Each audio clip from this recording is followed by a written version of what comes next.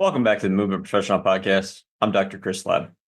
So this week we're going to discuss the best practices for sleep hygiene. This will likely be the first of many podcasts that I do on sleep. And I've already alluded to sleep in several other podcasts discussing other topics of health. Sleep is such a valuable discussion nowadays, and there's so much more research about it demonstrating how it is basically a pillar of our health in so many different ways. So pretty much any chronic condition we can think of, our sleep will help us with that. On top of any chronic health conditions, if we just want to improve our performance in life, sleep is the least expensive performance enhancer that there is out there. It's just not always easy to get it as optimal as it can. So hopefully this discussion will help shine some light on how we can improve our sleep to optimize our performance or to reverse some symptoms we might be having from chronic conditions. So what is sleep hygiene? Sleep hygiene are behavioral and environmental practices that promote high quality sleep and daytime alertness. They're also habits and routines aimed at improving sleep health and preventing sleep related problems. Key components to sleep hygiene that we'll talk about are consistent sleep schedule, optimizing the sleep environment, bedtime routines, daytime habits that help promote optimal sleep.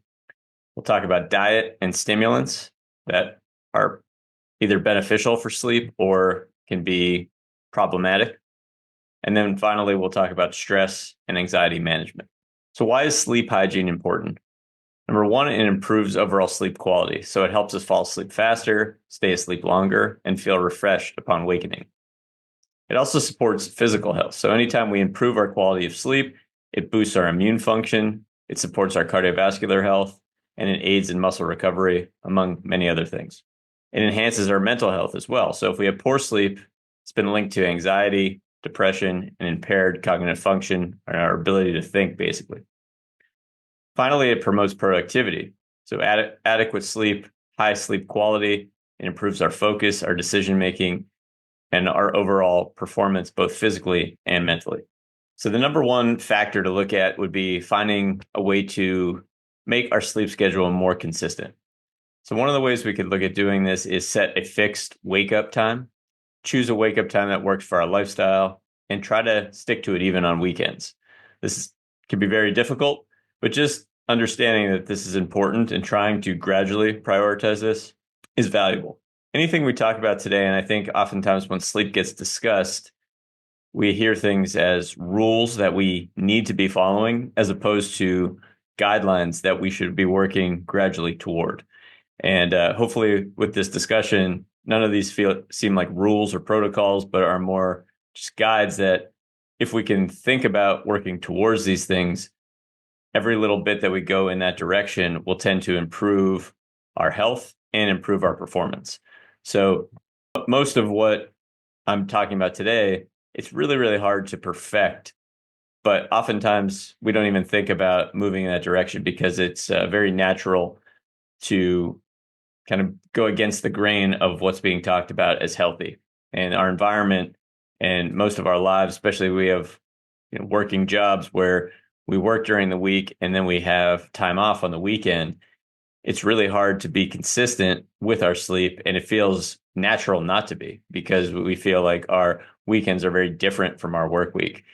So what's being discussed today is just demonstrating how sometimes the environment that we live in makes us feel that some of the things that are healthy for our body are just very foreign, and we need to actually hear that it's important to kind of go against the grain of our environment sometime, or at least thinking to move in that direction to help our health, because it may be that we get some chronic symptoms and we haven't linked them to the problem with our environment that's leading to poor sleep. And if we could start thinking about what would be more optimal, then we could possibly move in that direction. We'd be surprised how much better we feel. So when thinking about a consistent sleep schedule, we want to set a fixed wake up time if possible. We also want to determine an ideal bedtime. So we can calculate this based on the recommended 7 to 9 hours of sleep that you see in much research. So for example, if we wake up at 7 a.m. every morning, we can aim to go to sleep by 10 p.m.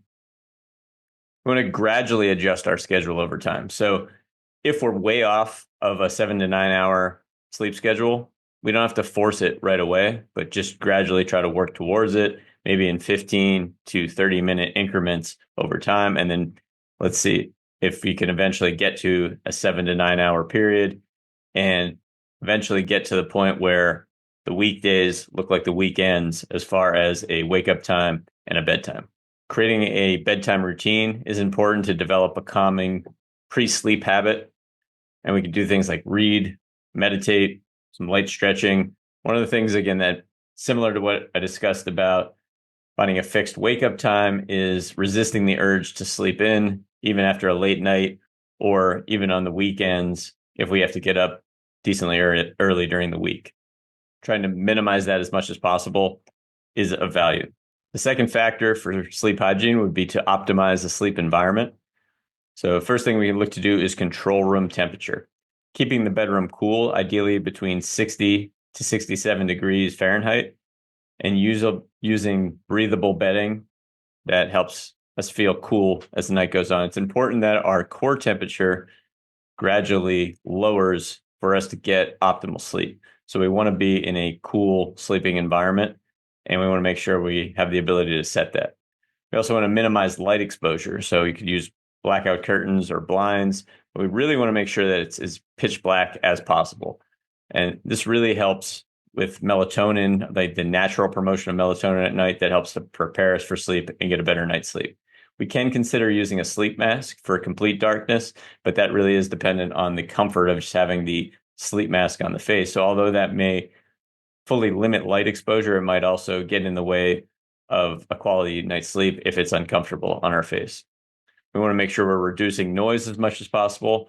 We can use noise machines or earplugs, but again, if that's really person dependent on if any noise would disrupt us or having earplugs in would disrupt us, or if it would be more comfortable not to have those things in and just try to be in an environment that is silent.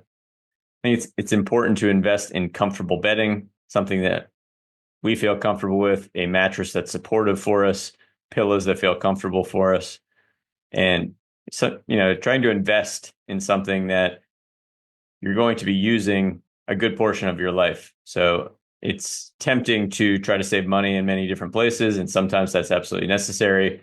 But if you're going to invest in something for your health, thinking about investing in your bedding can be a different way to look at health purchases. And obviously, this is not going to be something that is one size fits all. You're going to have to do a little bit of trial and error, but making it important that you find an environment that you feel comfortable in when you're sleeping every night is certainly important. An important one, especially nowadays too, is to try to limit electronics in your room and make the bedroom a sanctuary for sleep and maybe intimacy with your significant other. So if you have a TV in your room, probably not a great idea. You're going to have a smartphone in your room probably for an alarm or even some music to get you to bed, but try to limit time looking at it while you're in your room. Do your best to create a relaxing ambiance in your room. Calming scents like lavender, essential oils can be valuable. Keep clutter to a minimum. Try to foster a peaceful atmosphere. Promote proper ventilation. Ensure the room has good airflow to maintain fresh air. Use an air purifier if needed to reduce allergens. And a lot of times, some of this stuff isn't obvious until you actually try to make a change, that you just feel so much better going to bed when the environment is cleaner, when it's less cluttered. And I certainly underestimate that in my life. I'm not the cleanest person, or I don't prioritize that.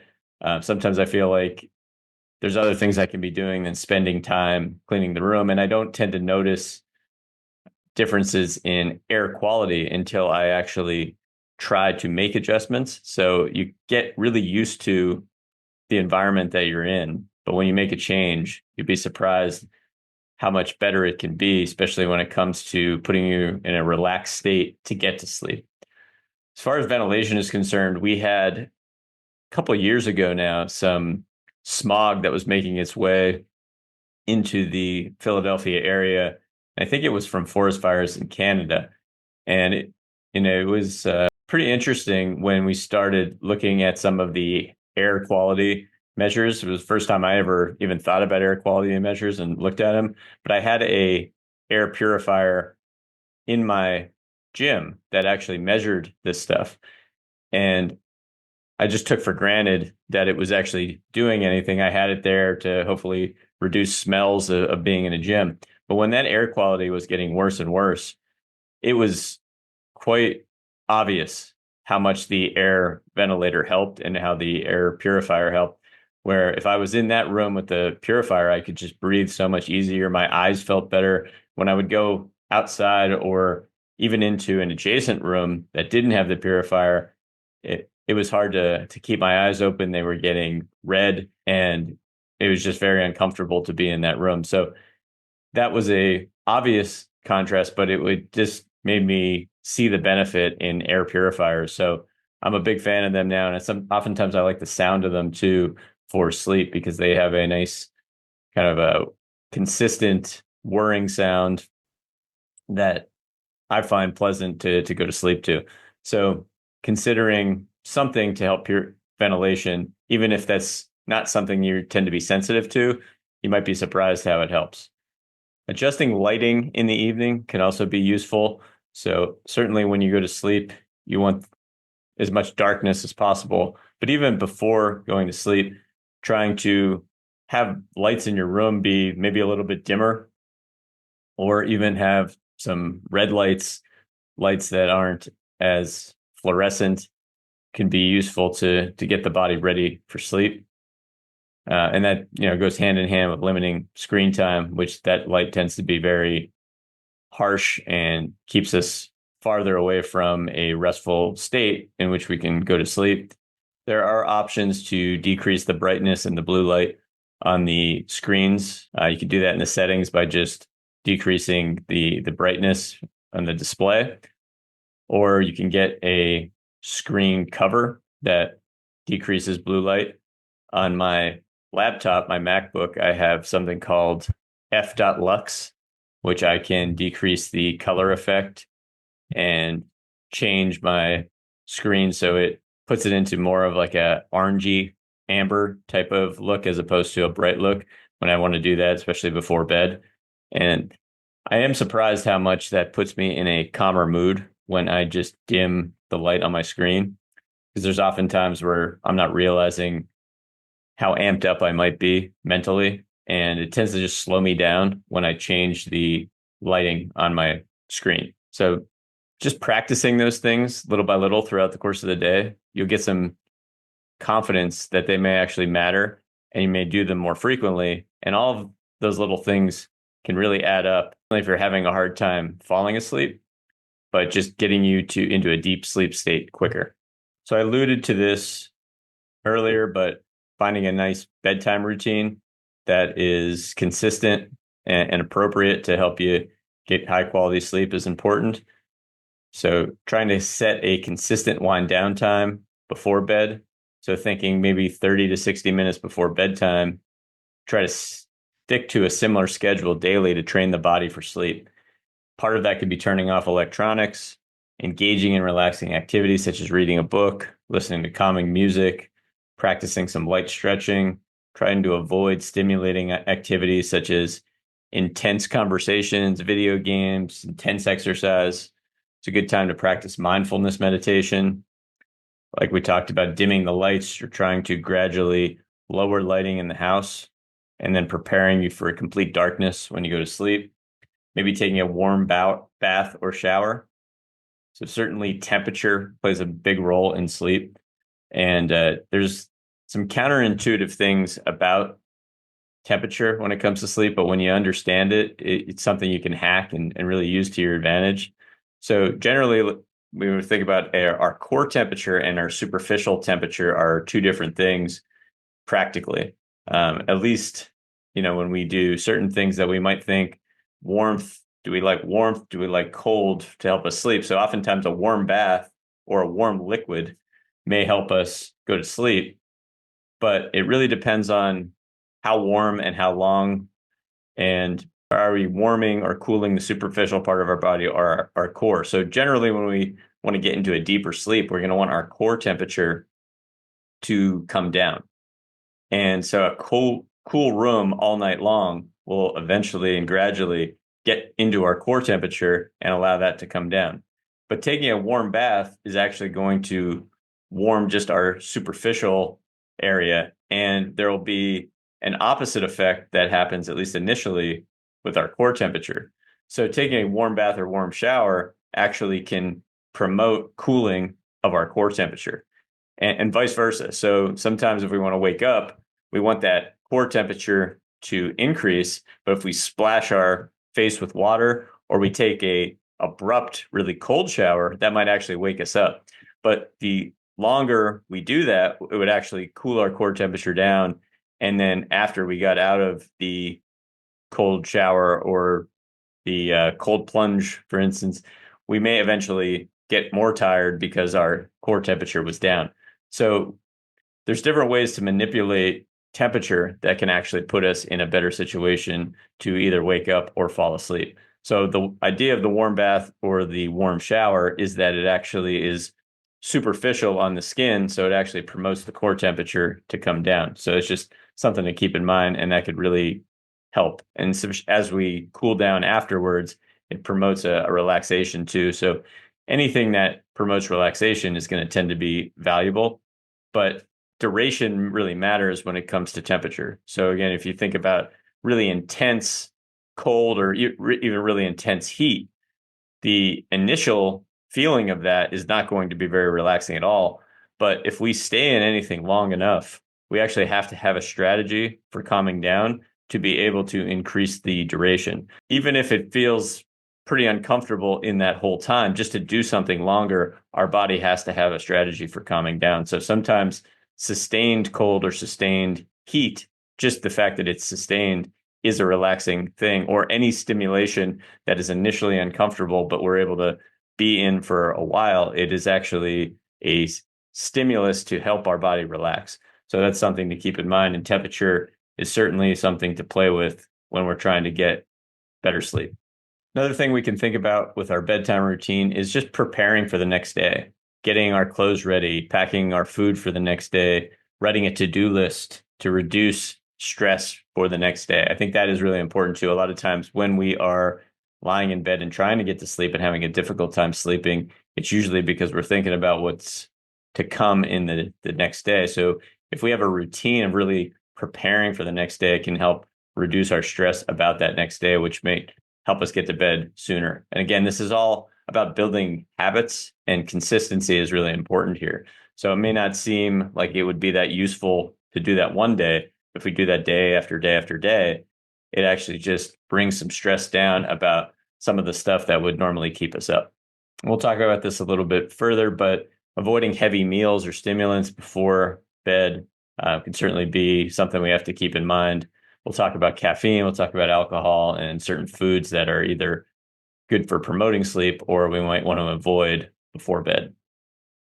Something that I find super valuable is a sleep promoting beverage before bed, specifically different types of herbal tea. I'm a fan of the Sleepy Time teas, and I get the variety pack. So I like to mix up what Sleepy Time tea I do before bed. It really seems to help me just get me in the mood for sleep. Because if I get home oftentimes late from work and I'm a little bit wound up from the day, and I feel like I've earned the right to maybe watch TV and watch more TV than I should, and it's hard for me to get myself in the mode to prepare for bed. That herbal tea really gets me there quick. So that's something I'm a big fan of. Figuring out what your drink might be. Maybe it's warm milk to relax the body. Whenever I hear the idea of warm milk, it brings me to the Happy Gilmore quote from Ben Stiller, where you can trouble me for a glass of shut the hell up. But for some people, warm milk does work. So every time I think of warm milk, it'll make me laugh though. Along with meditation, you can practice gratitude or journaling, trying to write things down that you're thankful for. And that also could be part of a practice of writing a to-do list for the next day, which prepares you for the next day. And it's important with this bedtime routine, what we're trying to promote is to get into bed when you're sleepy, not have the bed be a place where you're actually trying to use it to wind down, but you've already wound down, and then you get in the bed, you're already sleepy, so you should go to bed pretty quickly. So understanding what's important for our bedtime routine, we also have to look at our daytime habits and what will set us up for a better bedtime routine and also just make that bedtime routine more valuable. So as mentioned earlier, we want to wake up near the same time every day as much as possible, or at least value that consistent sleep schedule. It can be useful as soon as we do get up, if possible, to spend 10 to 30 minutes in natural sunlight shortly after waking. So that could be useful for our circadian rhythm. It's not always possible. I know it's not possible for me because I get up and the sun is not out yet, unfortunately. And when I'm starting with my first client, the sun is still not out yet. So I don't get any sunlight until the afternoon typically. But if you have that ability to get 10 to 30 minutes of natural sunlight shortly after waking, it could do wonders for promoting a good circadian rhythm for you, which then can help at night when that sun is coming down and it's dark to help promote better sleep. It's good to stay physically active during the day, and sleep and exercise go hand in hand. So when we should be active, to be more active, it helps to get us to sleep better at night. But we just want to make sure that our vigorous workouts are avoided within 3 to 4 hours of bedtime for most people. Some people may be adapted and be able to tolerate that, but as a general rule of thumb, trying to keep the exercise or the movement that you do calmer 3 to 4 hours before bed. And I'll talk about this in more detail, but avoiding excessive napping, so trying to limit your naps to about 20 to 30 minutes and avoid napping too late in the afternoon. But we'll talk about that a little bit more. I myself am a fan of naps and I feel like they're absolutely necessary for me, but there is a way to think about them, and I think to optimize them. Manage stress levels. We'll go into more depth about that, but certainly that's going to be important throughout the course of the day. Staying hydrated, trying to drink plenty of water throughout the course of the day, but be careful not to drink too much of it too close to bed or you'll be up all night peeing. Limiting caffeine intake too close to bed, eating balanced meals, reducing alcohol consumption. We'll talk more about each of those, but that's all important throughout the course of your day to optimize your bedtime routine and optimize the ability for your body to want to go to bed when the time comes. So I mentioned I would talk a little deeper about napping. So the way that my sleep schedule works, unfortunately, is that I have early clients and then I usually have to work late. So one of the biggest issues is to try to really get that 7 to 9 hours of sleep. And it's very difficult to do on a consistent basis. So I think for people that have an issue consistently getting a 7 to 9 hours of sleep, is if you have the ability to take an afternoon nap, it can be quite useful. And I've found it to be such. And I have a schedule where I work early, I work late, but I tend to have a break in the middle of the day. So a 20-minute nap for me, just really, really helpful for making that second part of the day much easier and having my focus and my mental clarity be much better. There's also tends to be a decrease in anxiety, I find, where as I get tired, it doesn't always manifest as me being sleepy. It manifests more with me being, in some ways, more energetic, but closer to a level of anxiety and impatience that I just want the day to get over with, but I don't often feel like I'm going to fall asleep. So it's very interesting where I can tell when I need a nap when I feel sped up, not when I feel like I'm about to pass out or anything like that. So just being in a situation, if I feel like I'm anxious about doing something, oftentimes that's just an indicator for me to say, okay, I need a 20-minute nap. And I can usually use meditation in a similar way as I would use a nap. So if I feel like I'm just going to sit and try to meditate, be present for 20 minutes, sometimes that turns into a nap naturally, and it gives me a very similar effect. But there's definitely a point where the nap gets too long and you feel worse waking up. So setting a timer for 20 minutes is very useful for me. I will put on delta wave sleep music that tends to really help get me into a place of sleep quicker or relaxation or whatever it is that I'm experiencing during that time. But it definitely tends to reset my mental focus quite a bit, puts me in a state to be more patient and more focused. If you have time and you're really tired, a 90-minute nap can also be a useful nap because it will get you through a full sleep cycle. Doing that consistently obviously has its issues because one, it's hard to find 90 minutes in the middle of the day and not lose out on some productivity, but also it can be difficult to time that out where you're not waking up too close to your bedtime. So if you were going to do a 90-minute nap, hopefully you can get it in around noon, maybe wake up around 1:30. But if you push that too close to the later afternoon, you're going to end up waking up and it's going to be pretty close to your bedtime. So I'm a fan of the 20-minute nap.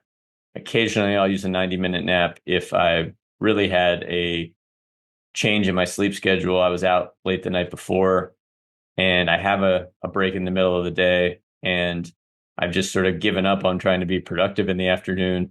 So I'll take that 90-minute nap and it'll make the second half of the day usually feel better. Typically, the best time to nap would be between 1 to 3 p.m., but it really depends on when you wake up and when you're going to go to bed. If you're going to nap, try to create a quiet, dark, and cool place to maximize the restorative efforts. That's not always possible. One of the things I find valuable, as I mentioned earlier, is using delta wave sleep music. I just have a station I like to listen to on Spotify, and it really does put me in a restorative state a lot quicker by having the earbuds on and having that music on. And then I just set a timer. So I feel like, okay, I'm going to have something wake me up in 20 minutes. If I could be in a dark environment, I will be, but I find that isn't as important when I nap as it is at night when I go to bed.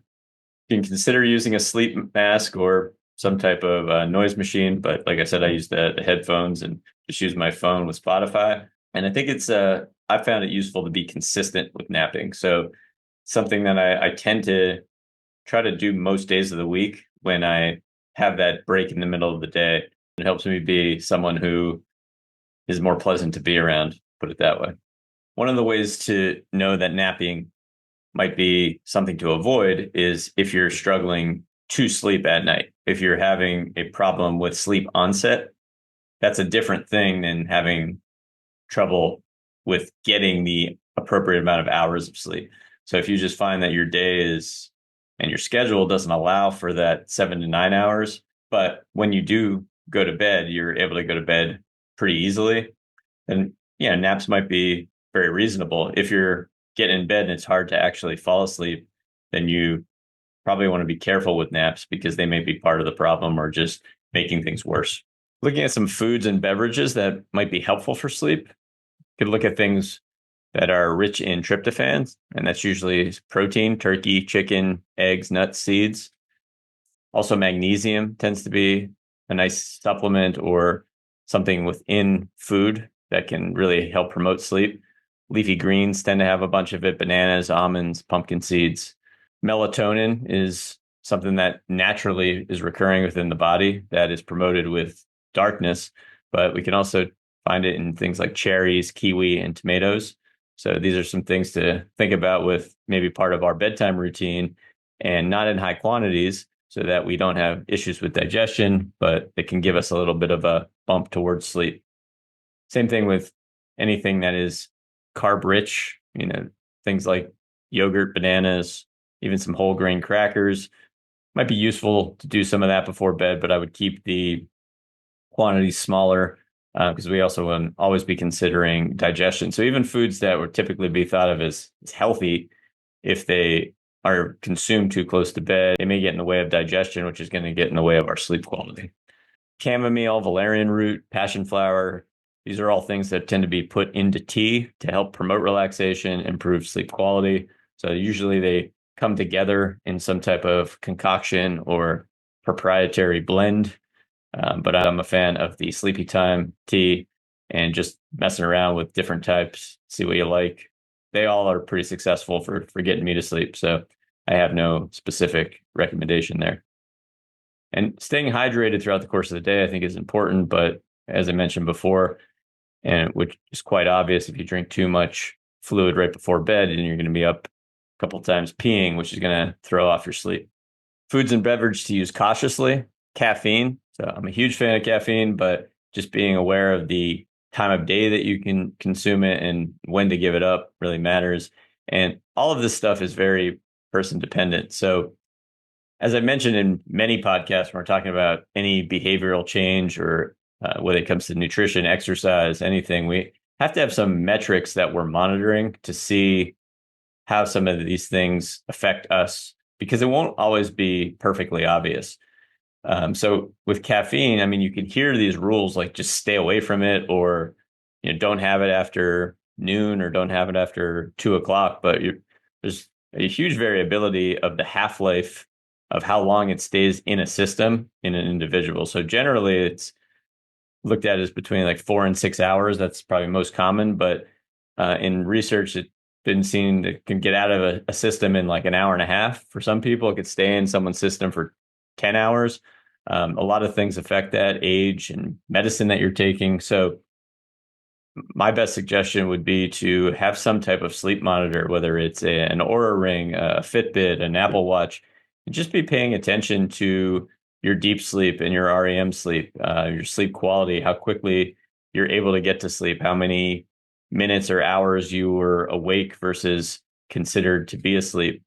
And all of those are, I think, accurate enough to give you useful information to see if any changes that you're making on a consistent basis really matter for you.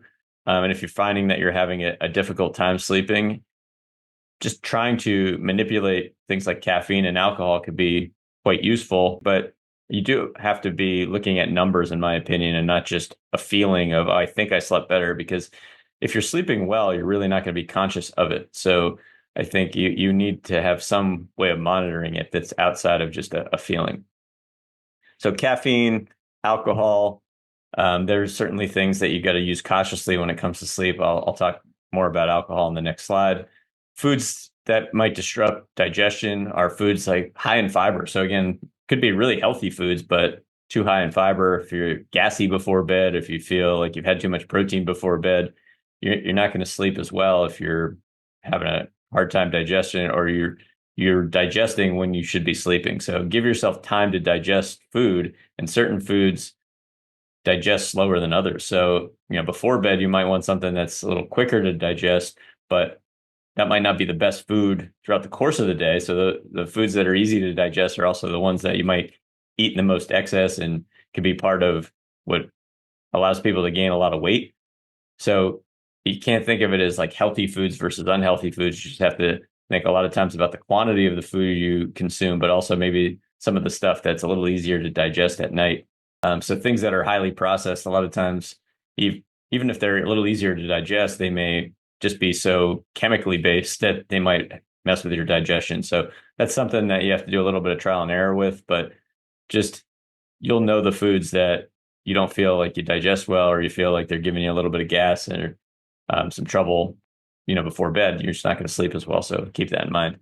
And then along the same lines, foods that cause heartburn. So things that are too spicy, too acidic, that can be very tasty, but be careful the time that you consume them before bed. And specific to alcohol and sleep. So alcohol can be confusing when it comes to sleep, because if you drink, it probably will calm you down a little bit. If you drink a lot, it'll literally sedate you to knock you out, but it's not the same thing as a good night's sleep. So alcohol, even if you're not drinking in excess and sedating yourself, it reduces REM sleep. It impairs memory consolidation and emotional regulation. So the sleep you're getting with alcohol is, I would say, rarely, if ever, as good as a normal night's sleep. So, it could be confusing because you might feel like you actually get to bed sooner when you're consuming alcohol, but it's not a good night's sleep typically. So that can actually be problematic, because it gets habitual, where you'd rather be sedated than have insomnia where you can't get to sleep, and you think you're doing something good for yourself by just drinking a little alcohol to get you to sleep, but it's actually just putting a Band-Aid on the problem, and you're not actually getting good night's sleep. And typically you'll also have more nighttime awakenings, and these aren't often even felt, But this is something that if you were monitoring your sleep with some type of tracker, you'd probably see is that you wake up more frequently. You might wake up and pee, but usually the sedative effect of alcohol will be early on in the night's sleep, and then you'll wake up from it. You might feel uncomfortable. If you drink a lot, you already start the beginning of your hangover. Along with disrupting REM sleep, alcohol will also disrupt deep sleep later in the night, and you're getting knocked out and sedated, but doesn't mean you're actually in the best state of deep sleep. That would be very restorative. So generally, there's nothing restorative about alcohol. So even if it feels like it's calming you down, it's doing something to your body that it's actually putting a lot of stress through it. Alcohol also causes dehydration, which can lead to more restlessness and discomfort, tends to worsen snoring, and possibly increases sleep apnea, disrupts your circadian rhythm, and promotes early awakening, which again feels counterintuitive because a lot of times if you drink a lot, you may wake up later, but again, you're going to wake up earlier, probably go back to bed and not feel like you want to get up. But generally, it's not going to be a seamless night's sleep. And the final thing to look at when you're trying to optimize your sleep hygiene would be stress and anxiety management. So this is something you can look at throughout the course of the day, or you can put this into your bedtime routine to just optimize you for sleep. But just generally thinking about stress and anxiety, it's good to incorporate all five senses.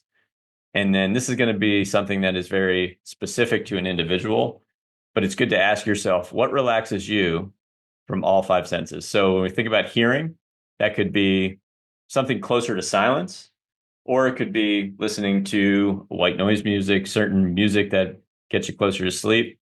If it's in the middle of the day and you don't want to go to sleep and you just want to bring your stress and anxiety level, find out the sounds that tend to put you in that state. Inhibit the nervous system is the way I would look at it. So sometimes guided meditations would be part of that hearing, the sound of someone's voice, something that's comforting, relaxing. So trying to think about what puts you more towards that state of neurological inhibition.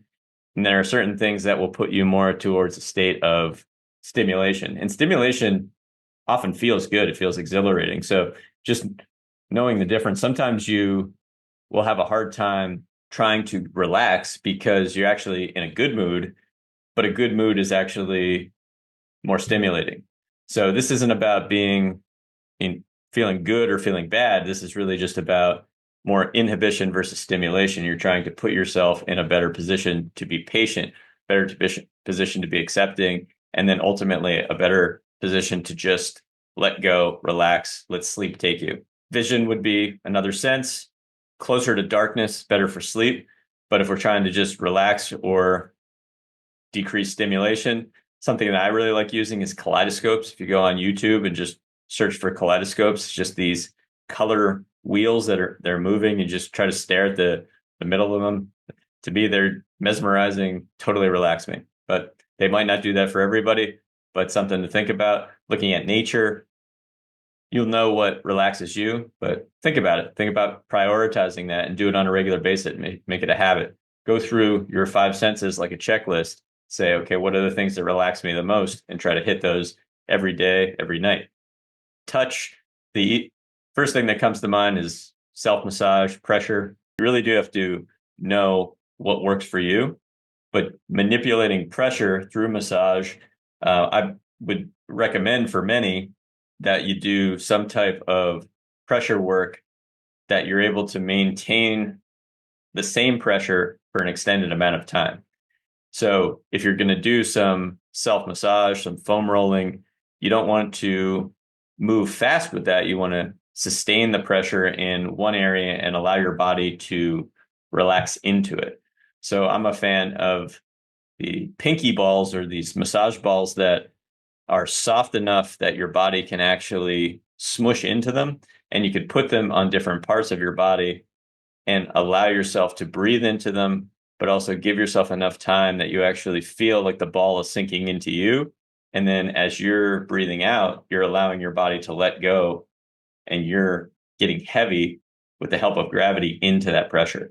So that back and forth of having some pressure on you, being in the appropriate position that you could really relax and let go, and using your breath to inhale into the pressure and then exhale and allow yourself to really deflate and let go and feel heavy into that pressure. That expansion and compression can be quite valuable. So that's something that I teach many of my patients and my clients, and I do myself. But that would be in the broad sense of touch, how you can manipulate a tactile sensation or touch. With taste, I think the number one thing to think about is salivation and hydration.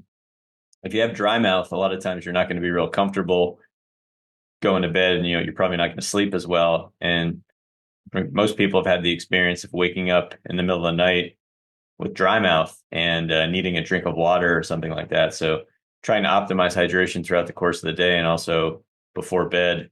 Part of that is relaxation. So one of the ways to think about the sympathetic nervous system versus the parasympathetic nervous system is as we get closer to fight or flight, we actually get closer to dry mouth. I mean, if anyone's ever had a public speech that they've had to do and gotten nervous about that, that's one of the most fear-inducing things that I think a human can experience. I think that's been studied. It's one of the biggest fears is public speaking, but you get dry mouth. That's pretty common. Where if you're closer and closer to relaxation, what happens? You start drooling.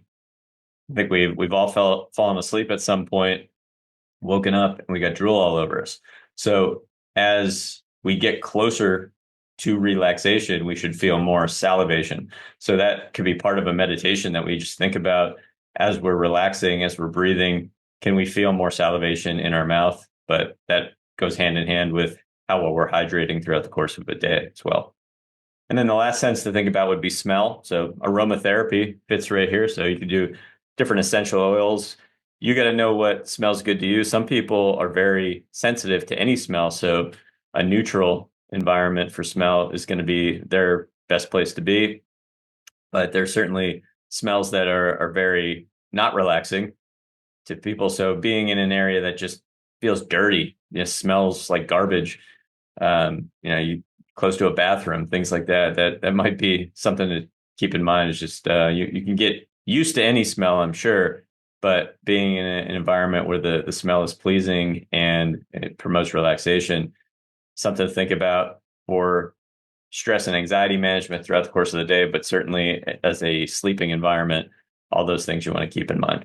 So hopefully that was useful. Like I said, this might be one of many podcasts on sleep because it's such a valuable tool. I'll likely do a podcast on sleep and pain because there's so much research about how sleep affects pain. And I think oftentimes it's not as obvious when you hear it initially of why would sleeping poorly affect my pain when we think about pain as something that is so mechanical.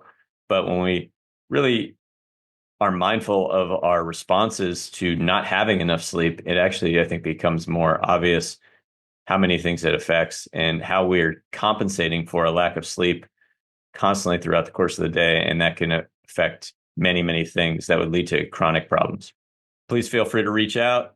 I'm happy to get back to you. You can go to movementprofessional.com. You can reach out on facebook.com, Facebook.com/movementprofessional, Instagram, I'm at movementprof.